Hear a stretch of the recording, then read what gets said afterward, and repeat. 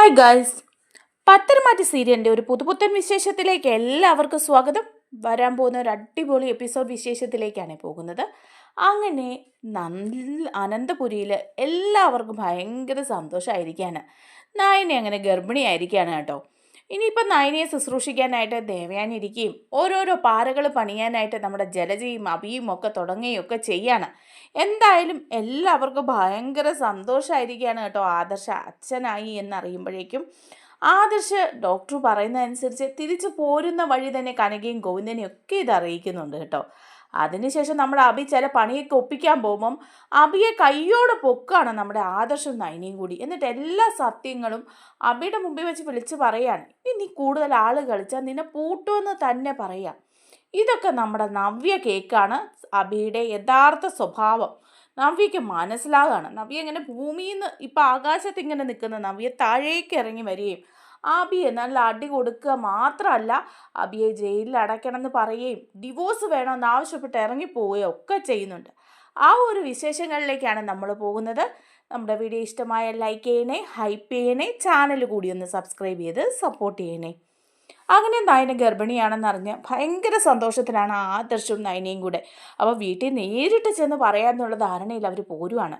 അങ്ങനെ പോരുന്ന വഴി അവർ കനകയുടെയും ഗോവിന്ദൻ്റെയും അടുത്ത് എത്തുമ്പം കനക ചോദിക്കുന്നുണ്ട്, എന്താന്ന് നയനെ നിങ്ങൾ പോയിട്ട് ഇപ്പോൾ പെട്ടെന്ന് തന്നെ വന്ന് എന്താ കാര്യം എന്ന് ചോദിക്കുമ്പം ആദർശ് പറയാം, അല്ല ഒരു വിശേഷമുണ്ട്, അത് പറയാൻ വേണ്ടി വന്നതായിരുന്നു എന്ന് പറയുമ്പം ഗോവിന്ദൻ ചോദിക്കും, എന്താ മോളെ എന്ന് ചോദിക്കുമ്പം പറയാണ്, അത് ഇവള് ഗർഭിണിയാണ്, നിങ്ങളൊരു മുത്തശ്ശനും മുത്തശ്ശിയൊക്കെ ആകാനായിട്ട് അങ്ങ് തയ്യാറായിക്കോളാൻ ആദർശ് പറയുക. അത് കേൾക്കുമ്പം കനകയ്ക്ക് ഒരുപാട് സന്തോഷമാവുകയാണ്. കനക പറയുക, ഞാൻ ഒരുപാട് വിഷമിച്ചു. ഇന്ന് നന്ദുമോൻ്റെ വിവാഹ നിശ്ചയം മുടങ്ങിയപ്പോൾ എനിക്ക് വല്ലാത്തൊരു വിഷമം തോന്നി. പക്ഷേ ദേ ഇപ്പോൾ എനിക്കതിന് 4 ഇരട്ടി സന്തോഷമാണ്. എത്ര ദിവസമായിട്ട് കാത്തിരിക്കുന്നതാണ് നയനയ്ക്ക് ഒരു കുഞ്ഞിനെ കാണാൻ. നിങ്ങളുടെ വിവാഹശേഷമായിരുന്നല്ലോ നവിയുടെയും അഭിയുടെയും വിവാഹം. പക്ഷേ അവർക്കൊരു കുട്ടിയായി, എന്നിട്ട് നിങ്ങൾക്ക് ആകാത്തതിൻ്റെ വിഷമം ഞങ്ങൾക്കുണ്ടായിരുന്നു. അനന്തപുരി പലരും നയനയെ കുത്തി പറയുമ്പോഴും അതൊക്കെ എന്നെ ഒരുപാട് വേദനിപ്പിച്ചു. ഞാൻ ക്ഷേത്രങ്ങളിലെല്ലാം പോയി പ്രാർത്ഥിക്കാറുണ്ട്. ഇപ്പോൾ അതെല്ലാം സന്തോഷമായി എന്നൊക്കെ പറയാം. അതിനുശേഷം അവർ നേരെ അനന്തപുരി ചെന്ന് അവിടെ എല്ലാവരെയും ഈ വിവരങ്ങൾ അറിയിക്കുകയാണ്. അങ്ങനെ ദേവയാനിക്ക് ഇതറിയുമ്പോൾ ഭയങ്കര ഹാപ്പി ആവുകയാണ്. എല്ലാവരും മുത്തശ്ശനും മുത്തശ്ശിയൊക്കെ കൺഗ്രാജുലേഷൻസ് ഒക്കെ പറഞ്ഞ് അഭിനന്ദിക്കുകയാണ് കേട്ടോ ആദർശിനെയും നയനെ. അപ്പോൾ ആദർശ് പറയുന്നുണ്ട് ദേവയാനിയോട്, അമ്മ ഇവളുടെ ആരോഗ്യ കാര്യങ്ങളൊക്കെ കുറച്ച് നന്നായിട്ട് ശ്രദ്ധിക്കണം കേട്ടോ. ഡോക്ടർ പ്രത്യേകം പറഞ്ഞു, പഴയതുപോലെ ഇവൾ ഓടിച്ചാടി നടന്നൊന്നും ജോലി ചെയ്യരുതെന്നാണ് പറഞ്ഞത്. എല്ലാ കാര്യത്തിലും ഒരു ശ്രദ്ധ വേണമെന്ന് പറഞ്ഞു എന്ന് പറയാം. അപ്പോൾ ദേവയാനി പറയുന്നുണ്ട്, പിന്നെ ഞാൻ ശ്രദ്ധിക്കാതിരിക്കോ? എൻ്റെ മോളെ ഇനി ഞാൻ ഇടം വലം തിരിയാൻ അനുവദിക്കില്ല. ഞാൻ അവളുടെ എല്ലാ കാര്യങ്ങളും ശ്രദ്ധിച്ചോളാം എന്ന് ദേവയാനി പറയാം. അപ്പോൾ അവിടെ നിന്ന് ജലജ പറയാം, അതെ അതെ പ്രത്യേകം ശ്രദ്ധിച്ചോണം, ഇല്ലെങ്കിലേ എന്തെങ്കിലും അസുഖം വന്ന് വീണാലോ. കരളൊക്കെ നൽകിയതല്ലേ, അപ്പം എന്തെങ്കിലുമൊക്കെ ആരോഗ്യ പ്രശ്നങ്ങൾ കാണും, അതായിരിക്കും ഡോക്ടർ ഇങ്ങനെ പറഞ്ഞു വിട്ടത് എന്നൊക്കെ പറയുമ്പം മുത്തശ്ശി പറയുന്നുണ്ട്, നായന് മോക്ക് ഒരു ആരോഗ്യ പ്രശ്നവുമില്ല, നിൻ്റെ നാക്കെടുത്ത് വളയ്ക്കാതിരുന്നേച്ചാൽ മതി എന്ന് പറയുക. അപ്പോൾ ജലജ പറയുന്നുണ്ട്, ഇനിയിപ്പോൾ എന്തെല്ലാം കാണണം ഇവിടെ, ഹോ ഒരു രക്ഷയില്ല. ഇനി തലയെ വെച്ചാൽ പേനരിക്കും, താഴെ വെച്ചാൽ ഉറുമ്പരിക്കും എന്ന് പറഞ്ഞ പോലെ ആയിരിക്കുമല്ലോ ഇടത്തി കൊണ്ട് നടക്കുന്നത്. ഇതൊക്കെ ഇനി കാണണം, കാണാതിരിക്കാൻ പറ്റില്ലല്ലോ എന്നൊക്കെ പറഞ്ഞ് കയറി പോവുക. അപ്പോഴേക്കും ഉടനെ മുത്തശ്ശൻ പറയുന്നുണ്ട്, ഇത്രയൊക്കെ ആയിട്ട് ഇവളുടെ കുശുമ്പിനൊരു മാറ്റവും ഇല്ല ഈ ജലജയുടെ, അവളിപ്പോൾ പറഞ്ഞിട്ട് പോയത് കേട്ടില്ലേ എന്ന് പറയാം. അപ്പോൾ ഉടനെ മുത്തശ്ശി പറയുന്നുണ്ട്, അത് നേരാ, അവളുടെ കുശുമ്പിനൊരു മാറ്റവും ഇല്ല. ഇനിയിപ്പം നയനമോളെ നന്നായിട്ട് നോക്കുന്നതൊക്കെ കാണുമ്പം അവൾക്ക് ഭയങ്കരമായിട്ട് അസൂയ വരുമെന്ന് പറയാം. അപ്പോൾ ദേവയാനി പറയുന്നുണ്ട്, അത് നേരാ, അസൂയ വരും, അതുകൊണ്ട് നയനമോളെ നീ ഒന്ന് ശ്രദ്ധിച്ചോണം കേട്ടോ. നിൻ്റെ അപ്പച്ചി എന്താ ചെയ്യാൻ പോകുന്നതെന്നൊന്നും പറയാൻ പറ്റില്ലെന്നൊക്കെ പറഞ്ഞ് അവരിങ്ങനെ സംസാരിച്ചുകൊണ്ട് നിൽക്കുകയാണ്. അപ്പോൾ നവ്യയും വരുന്നുണ്ട്. നവ്യയ്ക്കും ഭയങ്കര സന്തോഷമാവുകയാണ്. നവ്യയും നയനോട് പറയുന്നൊക്കെയുണ്ട് കേട്ടോ. അതേസമയം നമ്മുടെ ജലജയാണെങ്കിൽ റൂമിൽ ചെന്ന് കഴിയുമ്പോൾ ജലജയ്ക്ക് അങ്ങ് ദേഷ്യമാണ്. ജലജ മനസ്സിൽ വിചാരിക്കുകയാണ്, ഹോ നാശം, അവൾ ഗർഭിണിയായി, ഇനിയിപ്പം ഇതിൻ്റെ എന്തെല്ലാം കാഴ്ചകൾ ഇവിടെ കണ്ടാലാ, ഇനി ആഘോഷരാവായിരിക്കും ഈ അനന്തപുരിയിൽ ആദർശിൻ്റെ മോനെ അല്ലെങ്കിൽ മോളെ വരവേൽക്കാനായിട്ട്. ഇനിയിപ്പം ആ കിളവനും കിളവിയും കൂടി ഉള്ള സ്വത്ത് മുഴുവൻ ആദർശന് എഴുതി കൊടുക്കും. ആദർശനും നയനിക്കും ഉണ്ടാകുന്ന കുഞ്ഞിനാണ് ഈ സ്വത്തിൻ്റെ എല്ലാ അവകാശം നേരത്തെ പറഞ്ഞു വെച്ചിരിക്കുക. ഇത്രയും നാളും ഇവള് കുഞ്ഞുണ്ടാവുന്ന നിന്നപ്പോൾ ഞാൻ ഓർത്ത് ഇവള് മച്ചിയായിരിക്കുമെന്ന്. അങ്ങനെയാണെങ്കിൽ ഈ പ്രശ്നമൊന്നും ഉണ്ടാവില്ലായിരുന്നു. സ്വത്തുക്കളെല്ലാം അബിയുടെ കുഞ്ഞിന് കിട്ടിയേനെ. അനിയാണെങ്കിൽ അവൻ ഡിവോഴ്സായിട്ട് ഇങ്ങനെ നടക്കുക. നന്ദുവിനെ കിട്ടാത്തത് കൊണ്ട് അവൻ ഇനി വിവാഹം കഴിക്കാനൊന്നും പോകുന്നില്ല. അലഞ്ഞ് തിരിഞ്ഞ് ഭ്രാന്തനെ പോലെ ഇങ്ങനെ നടന്നങ്ങ് തീർന്നോളും. ഇതിപ്പം ഇങ്ങനെ ആയല്ലോ, ഒന്ന് മാറുമ്പം ഒന്നാണല്ലോ എന്നൊക്കെ പറഞ്ഞ് ഇങ്ങനെ ജലജ നിൽക്കുമ്പോഴാണ് അബി അങ്ങോട്ട് കയറി വരുന്നത്. അബി ചോദിക്കുക, അമ്മ എന്താ തനിയെ നിന്നീ പൊറുപൊറുക്കുന്നത്? കുറച്ച് നേരമായല്ലോ ഞാൻ ശ്രദ്ധിക്കുന്നു, അമ്മ എന്തൊക്കെയോ നിന്ന് പൊറുപൊറുക്കുന്നുണ്ടല്ലോ എന്ന് പറയുക. അപ്പം ജലജ പറയാം, ഞാൻ പൊറുപുറത്ത് വേറൊന്നും അല്ല, നീ അറിഞ്ഞോ ആദർശ് അച്ഛനാകാൻ പോകുന്നെന്ന്? ഓ, അങ്ങനെയും ചില സംഭവങ്ങളൊക്കെ ഇവിടെ നടന്നോ? ഞാനിതൊന്നും അറിഞ്ഞില്ലെന്ന് പറയാം. ഇപ്പോഴാണ് രണ്ടുപേരും കൂടെ ആശുപത്രിയിൽ പോയിട്ട് വന്നത്. ഇവിടെ ഇപ്പം എല്ലാവർക്കും ഭയങ്കര സന്തോഷമാണ്. ഇപ്പോൾ കണ്ടോണം, മധുരം വിതരണം ചെയ്യുകയും പായസം വയ്ക്കുകയും ആകെ മൊത്തം ഏടത്തിയങ്ങ് സന്തോഷത്തിൽ കുളിരുവാ. നേരം ഉടനെ തന്നെ അബി പറയാം, പിന്നെ അവർക്ക് സന്തോഷം ഇല്ലാതിരിക്കുമോ? വിവാഹം കഴിഞ്ഞിട്ട് ഇത്രയും നാളായില്ലേ, ഒരു കുഞ്ഞിക്കാല് കാണാൻ വേണ്ടി കാത്തിരിക്കുകയല്ലായിരുന്നോ എന്ന് ചോദിക്കുക. അപ്പം ഉടനെ ജലജ പറയാം, എന്ത് കുഞ്ഞിക്കാല് കാണാൻ? ആദർശിൻ്റെ കൊച്ചല്ലേ ദേ ഇവിടെ കൂടെ ആ ഓടിച്ചാടി നടക്കുന്ന ചന്തുമോള്. ഇനിയിപ്പോൾ അവൻ എന്നാ കുഞ്ഞിക്കാല് കാണാനാ? ഇതൊന്നും ആർക്കും അറിയാത്ത പോലെയാണല്ലോ എന്ന് പറയുമ്പോൾ അബി ഒന്ന് ഞെട്ടുകയാണ് കേട്ടോ. ചന്തുമോളുടെ അച്ഛൻ താനാണല്ലോ എന്നൊക്കെ ഓർത്തിട്ട്. അങ്ങനെ നിൽക്കുമ്പം ജലജ പറഞ്ഞു കൊടുക്കുക അബിയോട്, എടാ അബി, ഇത് നമുക്കൊരു പണി തന്നെയാണ്. ഇപ്പം ദേ അവൾ ഗർഭിണിയായി. ഇനി ഇവിടെ എന്തെല്ലാം ചടങ്ങുകളാണ് നടക്കാൻ പോകുന്നതെന്നറിയാവോ? ഒരാഘോഷം തന്നെയായിരിക്കും. മറ്റുള്ളവരെ പോലൊന്നുമല്ല, നയനയ്ക്ക് എല്ലാവരും ഇവിടെ കൂടുതൽ പ്രിഫറൻസ് കൊടുക്കും. പിന്നെ അത് മാത്രമല്ല, ഈ കൊച്ചിങ്ങോട്ട് വന്നു കഴിഞ്ഞാൽ ഈ സ്വത്തിൻ്റെയൊക്കെ അവകാശി ആ കൊച്ചാണെന്ന് ഈ കിളവനും കിളവിയും കൂടി അങ്ങ് പറഞ്ഞാലോ? അപ്പോൾ ഉടനെ അബി പറയാ, ഏയ്, മുത്തശ്ശനും മുത്തശ്ശിയും അങ്ങനെ ചെയ്യോ? മുഴുവൻ സ്വത്തും ആദർശിൻ്റെ കൊച്ചിന് കൊടുക്കുമോ? അപ്പോൾ ജലജ പറയാ, ആ കാര്യത്തിലൊന്നും നീ സംശയിക്കണ്ട. നേരത്തെ തന്നെ പറഞ്ഞു വച്ചിട്ടുണ്ട്, ആദർശിൻ്റെ കുഞ്ഞിനാണ് ഈ സ്വത്തിൻ്റെയൊക്കെ അവകാശം എന്ന്. ആദർശം നയനയല്ലേ അവരുടെ പ്രിയപ്പെട്ടവർ. പിന്നെ നിന്റെ കയ്യിലിരിപ്പും അങ്ങനെയാണല്ലോ. നീ കാണിച്ചു കൂട്ടുന്നൊക്കെ ഇതല്ലേ? അപ്പോൾ ഉടനെ അബി പറയാം, ഞാൻ എന്ത് കാണിച്ചു കൂട്ടിയെന്നാ? എന്നെ ഏൽപ്പിച്ച ജ്വല്ലറിയുടെ കാര്യമൊക്കെ ഞാനിപ്പോൾ ഭംഗിയായിട്ട് നോക്കുന്നുണ്ട്. പിന്നെ എന്ത് തെറ്റാ ഞാൻ ചെയ്തത്? നേരത്തെയൊക്കെ കുറച്ച് ഉഴപ്പി ഞാൻ നടന്നെന്നുള്ളത് സത്യമാണ്. പക്ഷേ ഇപ്പം ഞാൻ അങ്ങനെ എന്തെങ്കിലും ചെയ്യുന്നുണ്ടോ? അമ്മയൊന്ന് ചിന്തിച്ചു നോക്കിക്കേ. അങ്ങനെയാണെങ്കിൽ ആദർശ് അനിയൊക്കെ ചെയ്യുന്ന കാര്യങ്ങളൊന്നും ഇല്ലേ? ആദർശാണെങ്കിൽ ഒരു കുഞ്ഞിനെ ഇവിടെ കൂടെ താമസിപ്പിച്ചിരിക്കുന്നത്. അവൻ്റെ കൊച്ചല്ലേ അത്, വിവാഹത്തിന് മുമ്പുണ്ടായ കുഞ്ഞ്. അതിനൊന്നും ഇവിടെ ആർക്കും ഒരു പ്രശ്നവും ഇല്ലേ? എന്നെ ഇങ്ങനെ എല്ലാവരും കൂടി ചോദ്യം ചെയ്യാൻ വരുന്നത്. അതുപോലെ അനി, അവൻ വിവാഹം കഴിഞ്ഞ് ഇപ്പം അവൻ്റെ ഭാര്യ ഉപേക്ഷിച്ച് ഡിവോഴ്സായി നടക്കുകയല്ലേ. അനിയുടെ വിവാഹം മൂലം, അവൻ്റെ ഭാര്യ മൂലം ഈ കുടുംബത്തിന് എന്തുമാത്രം നാണക്കേടുണ്ടായിട്ടുണ്ട്. എന്തിന് മുത്തശ്ശി വരെ കോടതി കയറിയില്ലേ? അതൊന്നും തെറ്റല്ലേ? പിന്നെ എന്തിനാ അമ്മ ഇപ്പം എന്നെ കുറ്റപ്പെടുത്തിയത്? അപ്പോൾ ജലജ പറയാം, എടാ അതൊന്നും ഉദ്ദേശിച്ചല്ല ഞാൻ പറഞ്ഞത്. ഞാൻ നിന്നോട് പറഞ്ഞ കാര്യം നീ മനസ്സിലാക്ക്. നമുക്ക് അപകടമാണ് ഈ കുഞ്ഞിവിടെ വളരുന്നത് എന്നാ ഞാൻ നിന്നെ സൂചിപ്പിച്ചത്. അതിനിപ്പം നമുക്ക് എന്ത് ചെയ്യാൻ പറ്റും എന്ന് അബി ചോദിക്കുമ്പോൾ ജലജ പറയാ, എടാ ആ കുഞ്ഞില്ലാതായാൽ പിന്നെ പ്രശ്നമൊന്നുമില്ലല്ലോ. നിനക്കറിയാമല്ലേ, നവ്യയുടെ കുഞ്ഞ് ഇല്ലാതാവണമെന്ന് നമ്മൾ പ്രാർത്ഥിച്ച ഒരു സമയമില്ലേ? അന്ന് ആ അനാമിക അവളുടെ അമ്മ രേവതിയും കൂടെ പാലിൽ വിഷം ചേർത്ത് വെച്ചത് ഈ നവ്യയുടെ കുഞ്ഞിനെ ഇല്ലാതാക്കാനല്ലേ? അതല്ലേ ഏടത്തി എടുത്ത് കുടിച്ച് കരള് പോയത്? അതുപോലെ എന്തെങ്കിലും ഒരു പണി ഒപ്പിച്ച് വെച്ച് ആ കൊച്ചിനെ അങ്ങ് ഇല്ലാതാക്കണം എന്നാണ് ഞാൻ പറഞ്ഞത് എന്ന് പറയാണ്. അപ്പോൾ അബി പറയുന്നുണ്ട്, ആ ശരി, അത് നേരാ, അങ്ങനെയും വഴികളുണ്ട്. ആ, നമുക്ക് ചിന്തിക്കാം, ഇനിയിപ്പം സമയമുണ്ടല്ലോ എന്ന് പറയാ. അപ്പം ജലജയം പറയാം, സമയമൊക്കെ ഉണ്ട്, പക്ഷെ ഒരുപാട് വൈകിക്കാൻ പാടില്ല. ഇതെങ്ങനെയെങ്കിലും ഇല്ലാതാവണം.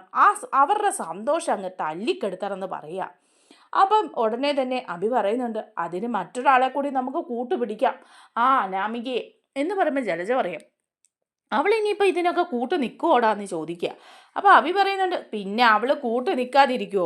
അവക്കല്ലേ ഇതിൻ്റെ ലാഭം. നായനയോട് അവൾക്ക് നല്ല ദേഷ്യമുണ്ട്. പോരാത്തതിന് നന്ദുവിനോടും അനിയോടും ഒക്കെ. ആ ദേഷ്യം മുഴുവൻ അവൾ ഇത് തീർത്തോളും.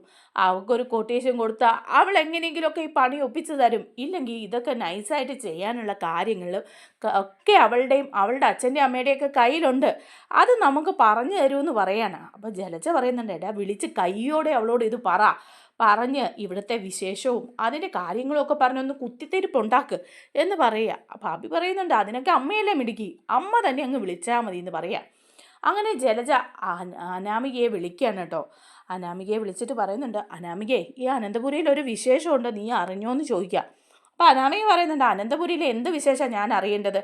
എനിക്കതൊന്നും അറിയാൻ താല്പര്യമില്ലെന്ന് അറിയില്ലേ എന്ന് ചോദിക്കുമ്പം ജലജ പറയാ, അതല്ല, ഇത് നീ അറിയേണ്ട ഒരു വിശേഷം തന്നെയാണ് എന്ന് പറയുക. അപ്പോൾ അനാമിക ചോദിക്കുന്നുണ്ട്, എന്താ അനീതയും നന്ദുവിൻ്റെ വിവാഹം ഉറപ്പിച്ചോ എന്ന് ചോദിക്കുക. അപ്പോൾ ജലജ പറയും, ഏയ് അതൊന്നും നടക്കാൻ പോകുന്നൊന്നുമില്ല, അതിനാ കനകയും ഗോവിന്ദനും ഒന്നും തയ്യാറാകുകയില്ല, അതോർത്ത് നീ വിഷമിക്കേണ്ട.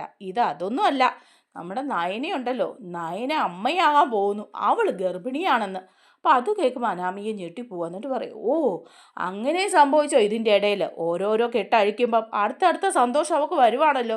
ഏതായാലും അവളുടെ ജാതകം നല്ല ജാതകമാണ്, എപ്പോഴും സന്തോഷമുള്ള ഒരു ജാതകം. ബാക്കിയുള്ളവർ ഇവിടെ കിടന്ന് അനുഭവിച്ചുകൊണ്ടേ ഇരിക്കുക എന്ന് പറയാം.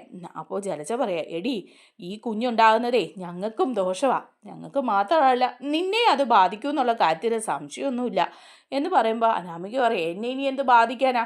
ഒറ്റ രൂപ സ്വത്ത് പോലും കിട്ടില്ലെന്നും പറഞ്ഞ കേസുമായിട്ട് ഇറക്കി വിട്ട് എന്നെ എന്ത് ബാധിക്കാനാ? പിന്നെ അവക്കൊരു കുഞ്ഞുണ്ടാകാതിരിക്കുന്നത് തന്നെയാണ് എനിക്ക് സന്തോഷം. ഈ കുഞ്ഞ് ഉണ്ടായില്ലെങ്കിൽ അത് എനിക്ക് ഏറ്റവും വലിയ സന്തോഷമാണ് എന്ന് അനാമിക പറയാം. അപ്പോൾ ജലജ പറഞ്ഞു കൊടുക്കുക, അത് നേരാ, ഞങ്ങൾക്കും അത് തന്നെയാണ് സന്തോഷം. അതിനായിട്ട് നമുക്ക് എന്തെങ്കിലുമൊക്കെ ഒന്ന് ചെയ്യണം എന്ന് പറയാനാണ് നിന്നെ ഞങ്ങൾ വിളിച്ചത് എന്ന് പറയുമ്പോൾ അനാമിക പറയാം, ഓ അത് ഞാൻ ഏറ്റു, നമുക്ക് എന്തെങ്കിലും ചെയ്ത് ആ സന്തോഷം അങ്ങ് തല്ലിക്കെടുത്താം. ദൈവമായിട്ട് ഓരോ സന്തോഷം അവർക്ക് കൊടുക്കുമ്പം അതങ്ങ് തല്ലിക്കെടുത്തുന്നതിന് ഒരു സുഖമൊക്കെ ഇല്ലേ എന്ന് ചോദിക്കുകയാണ് അനാമിക. അപ്പോൾ ജലജയം പറയാം, ശരിയാ, നമുക്ക് വിശദമായിട്ട് ഇതൊക്കെ അങ്ങ് പ്ലാൻ ചെയ്യാം എന്ന് പറഞ്ഞ് ഫോൺ കട്ട് ചെയ്യുക. ഇതൊക്കെ നമ്മുടെ ആദർശ് അവിടെ നിന്ന് കേട്ടോണ്ട് നിൽക്കുകയാണ് കേട്ടോ. കാരണം ആദർശ് അങ്ങോട്ട് കയറി വരുമ്പോഴാണ് ഇവർ ഇതൊക്കെ കാര്യങ്ങളൊക്കെ സംസാരിക്കുന്നത്. ആദർശ് മാറി നിന്നിട്ട് മനസ്സിൽ വിചാരിക്കുക, ഇവരിപ്പോഴും ഇത്രയധികം ദുഷ്ടതരം മനസ്സിൽ വെച്ചുകൊണ്ടാണല്ലോ നടക്കുന്നത്. ഇനിയിപ്പോൾ നയനയുടെ കാര്യങ്ങളൊക്കെ കൂടുതൽ ശ്രദ്ധിക്കണം. അപ്പച്ചിയും അബിയ ഓക്കെ എന്തെങ്കിലും നയനയെ ചെയ്ത് അപായപ്പെടുത്താൻ ശ്രമിക്കും, ആ കാര്യത്തിൽ സംശയമില്ല. ഇപ്പോൾ അവരുടെ വായിൽ നിന്ന് തന്നെ ഇത് കേട്ടത് നന്നായി എന്നൊക്കെ പറയാം. എന്നിട്ട് നയനയുടെ അടുത്ത് ചെന്നിട്ട് പറയാണ്, നയനി എനിക്ക് നിന്നോട് ഒരു കാര്യം പറയാനുണ്ട്, ഞാനിത് പറയുമ്പോൾ നീ തമാശയായിട്ട് എടുക്കരുതെന്ന് പറയാം. നയന ചോദിക്കുന്നുണ്ട്, എന്താ ആദർശേട്ടാ, എന്ത് കാര്യം ഈ പറയാനുള്ളതെന്ന് ചോദിക്കുമ്പോൾ പറയാം, ഇപ്പം നമുക്ക് സന്തോഷമുള്ളൊരു ദിവസമാണ് ഇന്ന്, നല്ല സന്തോഷമുള്ളതാണ്. അതിൻ്റെ ഇടയ്ക്ക് ഇങ്ങനെ ഒരു വിഷമിപ്പിക്കുന്ന കാര്യം പറയുമ്പം നീ അതിൽ ടെൻഷൻ അടിക്കാനൊന്നും പോവല്ലേ നയനെന്ന് പറയാം. അപ്പം നയന പറയുന്നുണ്ട്, ആദർശേട്ടൻ കാര്യം പറയാമെന്ന് പറയാം. നീ നിൻ്റെ കാര്യങ്ങളൊക്കെ സൂക്ഷിച്ചോണം. ഇവിടെ മറ്റുള്ളവർ തന്നെ ഭക്ഷണം വാങ്ങി കഴിക്കാനോ നടക്കുമ്പോഴും എടുക്കുമ്പോഴും എല്ലാം സൂക്ഷിച്ചോണം. നീ ഒറ്റയ്ക്കല്ല, നിൻ്റെ വയറ്റിലൊരു കുഞ്ഞു കൂടിയുണ്ടെന്നുള്ള കാര്യം ആലോചിക്കണമെന്ന് പറയാം. അപ്പോൾ നയന പറയാം, അതെന്താ ആദർശേട്ടാ ഇപ്പം അങ്ങനെ പറഞ്ഞാൽ, അതൊക്കെ ഞാൻ ശ്രദ്ധിക്കാതിരിക്കുമോ? അതൊക്കെ ശ്രദ്ധിച്ച് തന്നെയല്ലേ മുന്നോട്ട് പോകുന്നത് എന്ന് പറയാം. അപ്പോൾ ആദർശ് പറയുന്നുണ്ട്, അതെന്താന്ന് വെച്ചാൽ അബിയും അപ്പച്ചിയും കൂടെ വലിയൊരു പ്ലാൻ ഇടുന്നുണ്ട് നമ്മുടെ കുഞ്ഞിനെ ഇല്ലാതാക്കാനെന്ന് പറയുക. അപ്പം നയന ഞെട്ടിപ്പോവാണ് കേട്ടോ. അപ്പം നയന ചോദിക്കുക, എന്താ ആദർശേട്ടാ ഈ പറയുന്നത്, അവരങ്ങനെ ചെയ്യുമോ, അത്ര ദുഷ്ടന്മാരാണോ? അപ്പോൾ ആദർശ് പറയാ, അവരൊക്കെ അത്ര ദുഷ്ടന്മാരാണോ എന്നറിയാൻ നിനക്കറിയാത്ത കാര്യമൊന്നുമല്ലല്ലോ അവർ ചെയ്തു കൂട്ടുന്ന കാര്യങ്ങളൊന്നും. അവരവിടെ സംസാരിക്കുന്ന ഞാൻ കേട്ടു, നമ്മുടെ കുഞ്ഞുണ്ടായാൽ ഈ സ്വത്ത് മുഴുവൻ മുത്തച്ഛനും മുത്തശ്ശിയും കൂടി നമ്മുടെ കുഞ്ഞിന് എഴുതി തരുമെന്നുള്ള പേടിയാണ് അബിക്കും അപ്പച്ചിക്കും. അബിയുടെ സ്വഭാവം നമുക്ക് നന്നായിട്ട് അറിയാവുന്നതല്ലേ, ആ അനഘയോട് ചെയ്ത കാര്യങ്ങളൊന്നും മറക്കരുത്. അതുകൊണ്ട് നീ സൂക്ഷിച്ചും കണ്ട് നടക്കണം. പാലിലൊക്കെ അന്ന് വിഷം ചേർത്ത് വെച്ച പോലെ എന്തെങ്കിലും ചെയ്യുമോയെന്ന് എനിക്ക് എപ്പോഴും പേടിയുണ്ട്. അമ്മയോട് കൂടി ഈ കാര്യങ്ങളൊക്കെ പറയണം, നിന്റെ കാര്യം പ്രത്യേകം ശ്രദ്ധിക്കാൻ, അല്ലാതെ അവരുടെ ഒന്നും കെണിയിച്ചെന്ന് വീഴരുത് നയനെന്ന് പറയാം. അപ്പോൾ നയന പറയുന്നുണ്ട്, ഇല്ല ആദർശേട്ടാ, ഞാൻ നന്നായിട്ട് ശ്രദ്ധിച്ചതിനെ ഇവിടെ നിൽക്കുന്നത്, ഇനിയിപ്പോൾ ഒന്നുകൂടി ശ്രദ്ധിച്ചോളാം, കാരണം ഇതുപോലുള്ള കഴുകം കണ്ണുകളൊക്കെ ചുറ്റും ഉണ്ടെന്നുള്ള കാര്യം എനിക്കറിയാം എന്ന് പറയണം. അങ്ങനെ അവർ ആ കാര്യങ്ങളൊക്കെ സംസാരിച്ചുകൊണ്ട് നിൽക്കുക. അപ്പം നയന വീണ്ടും പറയുന്നുണ്ട്, ആദർശേട്ടാ അബി അങ്ങനെ വിട്ടാൽ ശരിയാവില്ലല്ലോ ആദർശേട്ടാ, അബിയാണല്ലോ ഈ പ്ലാനുകളെല്ലാം ചെയ്യുന്നത്, എല്ലാവരെയും ചതിച്ചും വഞ്ചിച്ചും അല്ലേ അവൻ ജീവിക്കുന്നത്, ഒരു ദിവസം അവൻ്റെ കള്ളത്തരങ്ങളെല്ലാം പുറത്തു കൊണ്ടുവരണമെന്ന് പറയാണ്. അപ്പോൾ ആദർശം പറയുന്നുണ്ട്, ശരിയാ, അവൻ കാണിച്ചു കൂട്ടുന്നൊന്നും ശരിയായ കാര്യങ്ങളല്ല. അന്ന് അനാമിക മുത്തശ്ശിയുടെ പേരിൽ വരെ കേസ് കൊടുക്കാൻ കാരണക്കാരൻ അബിയാണ്. അബി അവിടെ ചെന്ന് കുത്തിത്തിരിപ്പുണ്ടാക്കി ഈ പ്രശ്നങ്ങളെല്ലാം വരുത്തി വയ്ക്കുകയും കേസ് കോടതി വരെ എത്തിക്കുകയും ഒക്കെ ചെയ്തത് അവനാ. അത് മുത്തശ്ശൻ അറിഞ്ഞിരുന്നെങ്കിൽ അവനെ അടിച്ച് ഇവിടുന്ന് പുറത്താക്കിയനെ. ഞാൻ വിവരങ്ങൾ അറിഞ്ഞതാ, പിന്നെ എന്തിനാ ഒരു വഴക്കുണ്ടാകുന്നതെന്ന് വെച്ച് അത് മിണ്ടാതിരുന്നതാ. അവൻ ചെയ്തു കൂട്ടുന്ന എല്ലാ പ്രശ്നങ്ങളും പുറത്തറിഞ്ഞാൽ നവ്യ അവനെ ഇട്ടിട്ട് പോകുമെന്നുള്ളതിനൊരു സംശയവും ഇല്ല. അപ്പോൾ നയന പറയാം, ശരിയാ, നവ്യ അത് ചെയ്യും. നവ്യേച്ചിക്ക് അത്രയ്ക്ക് ദേഷ്യമാണ് ഇങ്ങനെ ചെയ്യുന്നതൊക്കെ. അതിപ്പം ചന്തുമോള് അബിയുടെ കുഞ്ഞാന്ന് അറിഞ്ഞാൽ പിന്നെ ഈ നവ്യേച്ചി ഇവിടെ ഒരു നിമിഷം നിൽക്കില്ല. അത് ഓർത്തിട്ട് ഇതെല്ലാം മറച്ചു വെക്കുന്നതെന്ന് നയനയും പറയാം. അപ്പം അബി പറയുന്നുണ്ട്, മറച്ചു വെക്കുന്നതൊക്കെ കൊള്ളാം, പക്ഷേ അവനെ വിളിച്ച് നമുക്ക് രണ്ട് വർത്തമാനം പറയണം, ഇതിവിടെ വച്ച് നിർത്തിച്ചില്ലെങ്കിൽ നിനക്കും കുഞ്ഞിനും ആപത്താ നയനെന്ന് പറയാം. അങ്ങനെ പോയിട്ട് അബിയെ വിളിക്കുകയാണ് കേട്ടോ. അബിയെ വിളിച്ച് ആദർശം മാറ്റി നിർത്തുക. നയനയുണ്ട് കൂടെ. എന്നിട്ട് അവർ സംസാരിക്കുക. അബി, നീ ചില പ്ലാനുകളൊക്കെ ഇട്ടിട്ടുണ്ടെന്ന് എനിക്കറിയാം. അപ്പോൾ അബി പറയുക, എന്ത് പ്ലാന്? ഞാൻ എന്ത് പ്ലാൻ ഇടാനാന്ന് പറയാണ്. ഇതൊക്കെ കേട്ടോണ്ട് നമ്മുടെ നവ്യാണെങ്കിൽ വാതുക്കെ വന്ന് നിൽക്കുന്നുണ്ട് ഇവർ സംസാരിക്കുന്ന എന്താണെന്ന് അറിയാനായിട്ട്. 3 പേരും കൂടെ മുറിയിലേക്ക് കയറി പോകുന്ന കാണുമ്പം കേട്ടോ. അപ്പോൾ ആദർശിനോട് പറയുന്നുണ്ട് അബി, ഞാനൊരു പ്ലാനും ഇട്ടിട്ടില്ല. അല്ല, നീ ഞങ്ങളുടെ കുഞ്ഞിനെ കൊല്ലാനുള്ള പ്ലാൻ ഇട്ടിട്ടുണ്ടെന്ന് ഞങ്ങൾക്കറിയാം. നീയും അപ്പച്ചിയും കൂടെ സംസാരിക്കുന്നത് ഞാൻ എൻ്റെ ഈ കാതുകൾ കൊണ്ട് കേട്ടതാ. നിന്റെ കയ്യിലിരിപ്പ് എന്താണെന്ന് മറ്റാരേക്കാളും നന്നായിട്ട് എനിക്കും നയനയ്ക്കും അറിയാം. നിനക്കും അതറിയാമല്ലോ എന്ന് പറയാം. അപ്പോൾ അബി ചോദിക്കുക, അതിനിപ്പോൾ എന്താ ഉണ്ടായേ? ഇപ്പം ഇതൊക്കെ വിളിച്ച് പറയാൻ മാത്രം എന്തെങ്കിലും പ്രശ്നം ഇവിടെ ഉണ്ടായോ എന്ന് ചോദിക്കുക. അപ്പോൾ പറയുന്നുണ്ട്, നീയും അപ്പച്ചിയും അനാമികയുമായിട്ട് ചേർന്ന് നയനയുടെ കുഞ്ഞിനെ കൊല്ലാനും ഒക്കെ നോക്കുന്ന വിവരം ഞങ്ങൾ അറിഞ്ഞു. ഞങ്ങളുടെ കുഞ്ഞിന് എന്തെങ്കിലും സംഭവിച്ചോണ്ടല്ലോ അബി, പിന്നെ നീ ജീവനോടെ ഇവിടെ ഇരിക്കില്ല. ഈ വീട്ടിലല്ലായിരിക്കും നിന്റെ സ്ഥാനം സെൻട്രൽ ജയിലിലായിരിക്കും. അത് നിനക്ക് ഓർമ്മ വേണം. നീ ആ അനഘയോട് ചെയ്ത ദുഷ്ടതരം എന്താണെന്ന് നീ ആലോചിച്ച് നോക്ക്. അതുപോലെ നിന്റെ ചോരയിൽ പിറന്ന ചന്തുമോളെ എൻ്റെ കുഞ്ഞായിട്ട് ഇവിടെ കൊണ്ടുവന്നപ്പോഴും നീ തുറന്നൊരക്ഷരം പറഞ്ഞില്ല. ആ കുഞ്ഞിനെ കൂടി അപായപ്പെടുത്താനാണ് നീ ശ്രമിച്ചത്. നിനക്കെതിരെയുള്ള വ്യക്തമായ തെളിവുകൾ ഞങ്ങളുടെ കയ്യിലുണ്ട്. DNA ടെസ്റ്റിന് റിസൾട്ടും ഉണ്ട്. പക്ഷേ നിന്റെ ഭാര്യ നവ്യ ആ കുഞ്ഞിനെ അനാഥമാക്കണ്ടല്ലോ എന്ന് ഓർത്തിട്ടാണ് ഇക്കാര്യങ്ങൾ വെളിപ്പെടുത്താതിരിക്കുന്നത്. ഈ സത്യം അറിഞ്ഞ ആ നിമിഷം നവ്യയും അതുപോലെ കുഞ്ഞും ഈ വീട്ടിൽ നിന്ന് പോകും നിന്നെ ഉപേക്ഷിച്ചിട്ട്. അതുപോലെ പിന്നെ നിന്റെ സ്ഥാനം ജയിലിലായിരിക്കും. അത് നീ മറക്കണ്ടെന്ന് പറയാണ്. അപ്പോൾ അബി പറയുന്നുണ്ട്, ഇല്ല, ഞാൻ അങ്ങനെയൊന്നും ചെയ്തിട്ടില്ല. ഞാനൊരു പ്രശ്നങ്ങളും ഇവിടെ ഉണ്ടാക്കുന്നില്ല. വെറുതെ ആദർശേട്ടൻ ഇപ്പോൾ എൻ്റെ തലയിൽ ഈ കുറ്റങ്ങളെല്ലാം എടുത്തു വയ്ക്കുകയാണ് എന്ന് പറയുമ്പോൾ നയന പറയുന്നുണ്ട്, അബി, നീ ഉരുണ്ട് കളിക്കരുത്. എനിക്കോ എൻ്റെ കുഞ്ഞിനോ എന്തെങ്കിലും സംഭവിച്ചാൽ ഇത്രയും നാളുമൊക്കെ ഞാൻ ക്ഷമിച്ചു നിന്നു. പക്ഷേ ഇനി അത് സംഭവിക്കുമെന്ന് നീ മനസ്സിലാക്കണ്ട. അതുപോലെ തന്നെ നീ അനാമികയുമായിട്ട് ചേർന്ന് പ്രശ്നങ്ങളും കുത്തിത്തിരിപ്പും ഉണ്ടാക്കിയാണ് മുത്തശ്ശിയെ വരെ കോടതി കയറ്റിയെന്നുള്ള കാര്യം ഞങ്ങൾക്കറിയാം. ആ വെളച്ചിൽ ഇനി എടുത്തോണ്ട് വരണ്ട. എൻ്റെ കുഞ്ഞിന് എന്തെങ്കിലും സംഭവിച്ചാൽ ഈ നയനെ ആരാണെന്ന് നീ അറിയും. പിന്നെ ഒരു നിമിഷം ഞാൻ വെറുതെ ഇരിക്കുമെന്ന് ഓർക്കണ്ടെന്ന് പറയാണ്. അപ്പോൾ അബി പറയുന്നുണ്ട്, ഇല്ല, ഞാൻ അങ്ങനെയൊന്നും ചെയ്യില്ല എന്ന് പറയാണ്. ഉറപ്പ്, അങ്ങനെ ഒന്നും സംഭവിക്കില്ല എന്ന് വാക്ക് കൊടുക്കുകയാണ്. അപ്പോഴേക്കും ആദർശ് പറയുന്നുണ്ട്, അത് നീ വാക്ക് തന്നു. നിൻ്റെ അമ്മയെ അപ്പച്ചിയെ കൂടി ഇക്കാര്യങ്ങൾ പറഞ്ഞ് നീ മനസ്സിലാക്കിക്കോണം. അപ്പച്ചിയുടെ കയ്യിൽ നിന്നും എന്തെങ്കിലും ഒരു അബദ്ധം സംഭവിച്ചിട്ടുണ്ടെങ്കിൽ നിന്നെ ഞങ്ങൾ പച്ചയ്ക്ക് വലിച്ചു കീറും അബീന്ന് ആദർശം താക്കീത് കൊടുത്ത് കുത്തിനൊക്കെ പിടിക്കുക. അപ്പോൾ ഇതെല്ലാം കേട്ടിട്ട് നിൽക്കുകയാണ് നമ്മുടെ നവ്യയ്ക്ക് മനസ്സിലാകുകയാണ് കേട്ടോ, ചന്തുമോൾ അബിയുടെ കുഞ്ഞാണെന്നും അതുപോലെ അബിയാണ് ഈ കുത്തിത്തിരിപ്പിൻ്റെ എല്ലാം പിന്നിലുള്ളതെന്നും ഇപ്പം നയനയുടെയും ആദർശിൻ്റെയും കുഞ്ഞിനെ ഇല്ലാതാക്കാൻ അവർ ശ്രമിക്കുന്നുണ്ടെന്നൊക്കെ ഉള്ള കാര്യം മനസ്സിലാക്കിയിട്ട് നവ്യ ഞെട്ടിപ്പോവാണ്. നവ്യ അങ്ങോട്ട് മാറി നിന്നിട്ട് നവ്യ പറയുക, മനസ്സിലോർക്കുക, ഈ അബി ഇവൻ ഇത്രയും ചതിയനായിരുന്നോ? എന്നിട്ട് എൻ്റെ കുഞ്ഞിനെ ഇവൻ ചതിക്കുകയായിരുന്നു. ആ ചന്തുമോള് അത് ഇവൻ്റെ കൊച്ചാണോ? അനഘയോട് ഇവനാണോ ഇത്രയധികം ക്രൂരത ചെയ്തത്? ഇതുപോലൊരു ക്രൂരൻ്റെ കൂടെ എനിക്കിനി ജീവിക്കാൻ പറ്റില്ല.